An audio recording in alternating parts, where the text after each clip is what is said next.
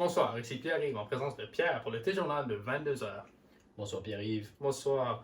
Alors ce soir, nous vous parlerons encore de la situation entre l'Ukraine et la Russie.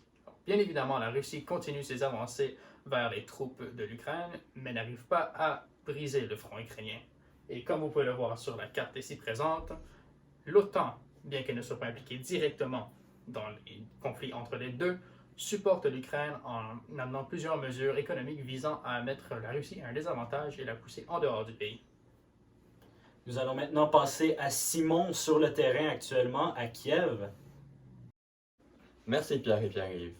Alors oui, je suis en ce moment à Kiev, là où le conflit fait rage. Afin d'en apprendre plus sur ce conflit, nous avons attaché une caméra à un soldat ukrainien et nous l'avons suivi pour obtenir des images tout le long de la semaine. Maintenant, vous pouvez vivre le conflit avec nous. Pendant que nous observons ces images, parlons un peu de la situation actuelle en Ukraine.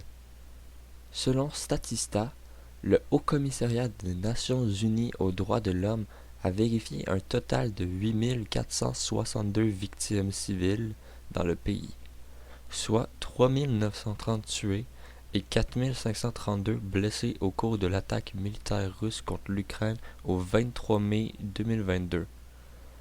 Ils ont cependant mentionné que les chiffres réels peuvent être bien plus élevés.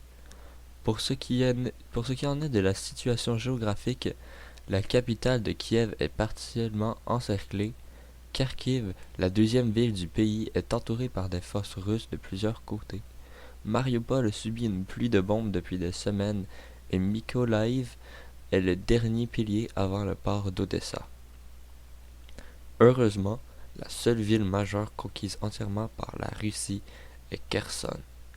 Pour ce qui en est de la situation militaire, l'armée ukrainienne comptait 190 000 hommes au début du conflit, alors que l'armée russe possédait entre 200 et 220 000 hommes actifs et en a acquis au moins 1 million en réserve.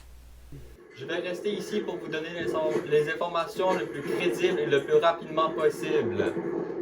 C'était Simon Gagné sur la situation en Ukraine. À vous, Pierre et Pierre-Yves. Oui. Merci Simon pour les risques que vous prenez pour notre émission.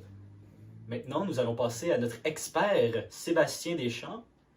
Sébastien, est-ce que vous pouvez nous expliquer l'évolution de la situation en Ukraine? Donc, bien avant tout, il faut comprendre que l'Ukraine était sous le contrôle de l'URSS avant sa dissociation. Elle accède à l'indépendance en 1991.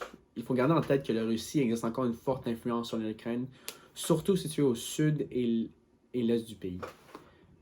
C'est en 2013 que l'Ukraine doit se positionner. Donc, Kiev, la capitale de l'Ukraine, elle s'apprête en fait à signer un accord d'association avec l'Union européenne pour leurs échanges économiques.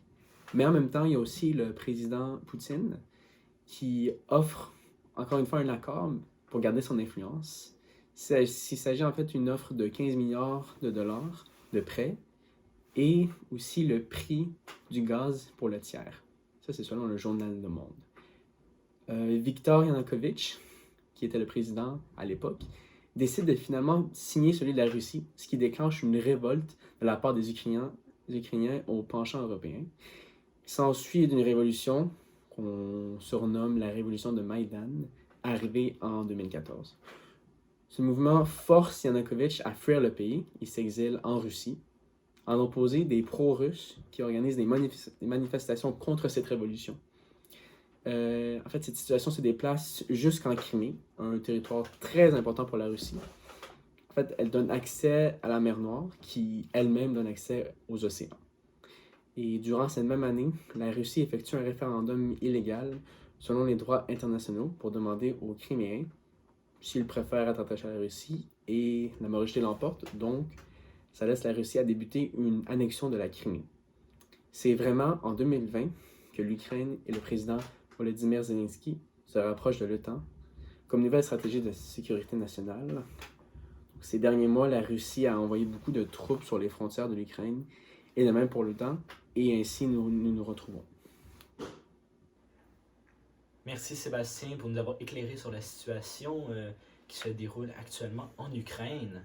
Et merci encore une fois, Simon, pour toutes ces vidéos, toutes ces images qui, franchement, viennent apporter de la vie à ce journal. Et parlant de ce journal, rejoignez-nous la semaine prochaine à 22h pour savoir les impacts environnementaux que le conflit en Ukraine aura sur notre planète. Merci et bonsoir.